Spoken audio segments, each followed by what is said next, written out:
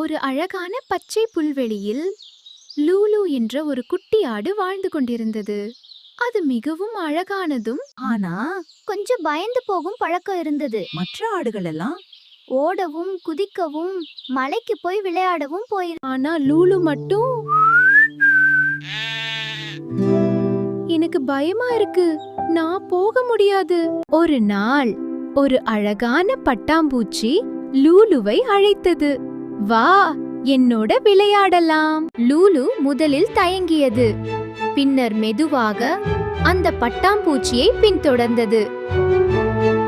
அடடா, அது கொட்டகையிலிருந்து மிகவும் தூரம் வந்து விட்டது. நான் வழி தவறிட்டேனா? அப்போ லூலு நினைத்தது, நான் இங்க வந்தேனா திரும்பவும் போக முடியும். அது தைரியமா மெதுவாக வழியை நினைத்து திரும்ப நடக்க ஆரம்பிச்சது. சில நேரம் கழித்து கொட்டகை கண்ணுக்கு தெரிஞ்சது, லூலு வந்துடுச்சு.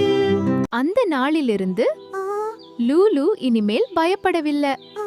அது தைரியமா உலகத்தை ஆராய ஆரம்பிச்சது.